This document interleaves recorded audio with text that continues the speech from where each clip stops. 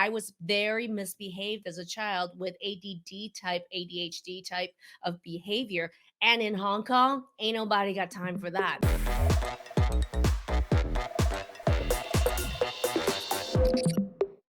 Hi, everybody. Tonight, it's the origin story, the hero's journey that you've never heard before. We all know about the incredible work Dr. Maggie Yu does to help others, but before she could help anyone, she had to first heal herself. Boy, was it a journey. Tonight, we're going to take you on it. We're going to flip the script, and I will actually be interviewing Dr. Maggie Yu herself. If you think you know everything about Dr. Maggie, think again. We're going to get into a very interesting conversation tonight. So, without further ado, let's bring her on in. You know her, you love her. Dr. Maggie Yu, functional and holistic medicine physician, the creator and founder of Transform Autoimmune Disease Naturally. Thanks for doing this tonight. Hey, Anne, thank you for being the co-host here. Love it. I hope everybody in the audience is appreciating and loving this new format with Anne as our co-host here. Right. If you guys, It's exciting because it gives us the opportunity to really have a conversation and to talk yeah, about your life. And I think that that's going to be really interesting for everyone tonight. yeah, I agree with you. And you guys know I've been doing Autoimmune Table Talk Live forever. And to be able to have a conversation back and forth and to have you ask me the questions, I'm actually looking forward to this. There are some things that are difficult for me to talk about. I am going to be sharing a lot of details. There are probably things that even my own family doesn't know about that I'm going to be talking about. Mm. So for our audience here, just so you know, if you haven't joined our Facebook group, Transform Autoimmune Disease Naturally, make sure you click the link above or below this video to join the Facebook group. We're on the phone with at least 200 people a month who are interested in learning more about the Transform protocol or to join the Transform program. But we hear a story over and over again that repeats itself, which is people say, I feel incredibly alone.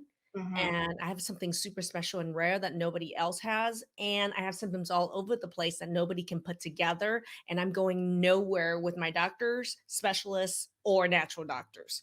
This is what I hear over and over again. And that is exactly what my journey has been. It's a frustrating and it's a lonely place for many people. So let's dive right into it if you're ready. I'm ready. All right. Well, let's just start from the very beginning. And I think a Sure. lot of people don't realize that you were born abroad. Yeah. I was originally born in Hong Kong, 1969. Yes, I'm a 1960s. And oh, wow. Okay, that's the picture of my mom. On the Mm. left over there is me. This is a And beautiful family, I have to say. oh, thank you so much. And my mom was a fashion designer in Hong Kong and really successful one. And I, looked like a happy kid out there, but I stood out like a sore thumb. In fact, I can tell you guys right now that, looking back, there's autoimmune history wise. Me and my sister were always constipated. So there were stories, and I still remember sitting on the toilet with our backs to each other, swinging our legs for like an hour to 2 hours every single day trying to poop.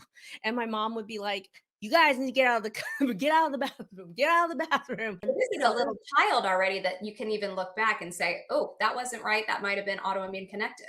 yeah, that was absolutely, I mean, chronic constipation. And it's not just me and my sister. I mean, when I look back at my mom's history, absolutely, she had constipation. She, during her pregnancy with me, couldn't gain weight. I wouldn't be surprised during pregnancy, she had autoimmune thyroiditis because she lost a ton of weight. She had hair loss. She was really sick and had infections. And my sister's pregnancy, she was on antibiotics the whole time. Her doctor even said my mom was so sick during our pregnancies, and now I look back, there's hormonal issues going on, that she, didn't know she was going to make it with her second pregnancy. There was a lot of health issues my mom had.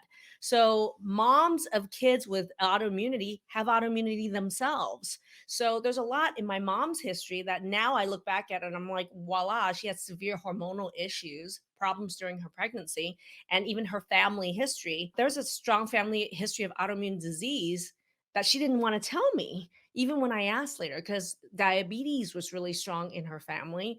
Dementia was there. All the women had strokes with cardiovascular disease with high triglycerides. There was a lot going on, even in her home family history. And as a child, for me, one of the most important things in Hong Kong and educational system at that time was it was a pyramid thing where very few people got to high school, very few people got to go to college because there weren't that many. There was only one college at the time. So my educational opportunities were extremely limited. I stood out like a sore thumb. I might have looked cute there, but I can tell you right now, even as a kid, had symptoms of ADD. Mm, That is a missed symptom of autoimmunity. I'm just gonna tell you this right now. You got the kid who's the class clown. You got the kid who's like, every day we would have either a bunny stamp or a pig stamp. If we were good, we got the bunny, and we were pig bad, we got the pig. 3 piggy stamps earned a visit with your parents coming in to see the teachers, and my parents knew where the coffee was in the teacher's because office. that's how often it was happening. Because that's how often it was happening. I was very misbehaved as a child with ADD type, ADHD type of behavior. And in Hong Kong, ain't nobody got time for that. I stood out like a sore thumb, and there was no way, Anne, I would have made it to college. And I can tell you right now that the main reason my dad said that he left with my mom's successful fashion designer career and multiple boutiques all over Hong Kong, the reason they left was because they knew with my ADD, ADHD type symptoms and, how I stood out like a sore thumb and the educational system, I had no chances of ever becoming anything like a physician or even Mhm. have a job more than, maybe manual labor, administrative tasks. So, being a kid with those symptoms really stood out like a sore thumb. And my dad said, I had to get you the hell out of there. And it was obviously the best choice for you, and it's nice to see that your parents did make that sacrifice for you because it certainly worked out in the long run for you and for many others. You mentioned something interesting though when you were talking about your mom. You said she didn't want to tell me about these health issues. Yeah, so it was fascinating. I mean, I'm going to fast forward to how during both my pregnancies, as soon as I found out I was pregnant, I had gestational diabetes, which is really high blood sugars requiring insulin right away. And even my pregnancy endocrinologist, my gynecologist, who was high risk gynecologist, was like, we've never seen someone immediately, like the day they find out they're pregnant, need insulin. We Mm, don't know what's going on. I certainly didn't know what was going on. And I didn't know it was autoimmune. And none of those doctors knew diabetes was even autoimmune at that time. Even now, your doctors don't know that diabetes, even gestational diabetes, is autoimmune, right? And I wouldn't be surprised if my mom had it during our pregnancies, and that's why she was so sick. That's my mom with my first child. And I didn't want to show up in pictures even during my first child because I had severe problems with postpartum issues with the birth of my son. But when I questioned my mom during my pregnancy with him, and I said, "Hey, mom, is there any diabetes in the family? My doctors don't understand what's going on." She goes, "No." mm, And it wasn't until like 10 years later when her brother died from kidney transplant complications that I said, "Wait a minute, does he have diabetes?" And she's there's like, something "Well, of wrong. course he does." And I go, "Why didn't you tell me?" She's like, "Well, I don't want another thing for you to blame me for." Wow. And listen, you're not alone. Someone, look at this comment from Wendy saying, interesting as a fellow Asian. I think it's a cultural thing to ignore hide medical issues, even from your own children and family. Well, yeah, my mom was certainly high judgment. She raised me very harshly, very high judgment, wonderful woman. But from her own background, she's like, I don't want to be blamed for your health issues. So it Mhm. wasn't talked about. And so something as important as he had such severe diabetes that he died from kidney failure and a kidney transplant with it was not discussed in her family. And you realize now the importance of this, and I'm sure you talk to all of the people going through the program as well. Hey, you have an opportunity now not to only change your health, but to change the health of those who are coming after you. Really do, and I take that really seriously because we'll talk more about that as I look at my kids. What I teach now about what signs to look for in kids was what I learned from having my own children. Mm, mm, And I can go ahead and just before we talk about that, I do want to talk about how during those pregnancies I struggled with diabetes like crazy and I had postpartum. With my son, I had severe postpartum depression. I had hair loss. I had fibromyalgia with pain. I mm. had infection with breast infection like crazy, and I had to be put on antibiotics, which ended up being the next 18 months an infection we call C. diff infection from the use of antibiotics. Right. We now know more and more that C. diff infection is one of the triggers of autoimmune disease. And salmonella, some of these other gut infections, is a trigger of autoimmunity.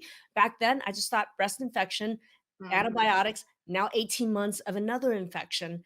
And it was miserable, mm, trying to deal with us. And this is adding to the fact that women with autoimmunity have kids with high needs and special needs and autism spectrum disorder. No yep. clue of that as a doctor. And I thought I delivered hundreds of babies by this time. I help women breastfeed. I actually see their kids, all this stuff, right? And I thought I got this.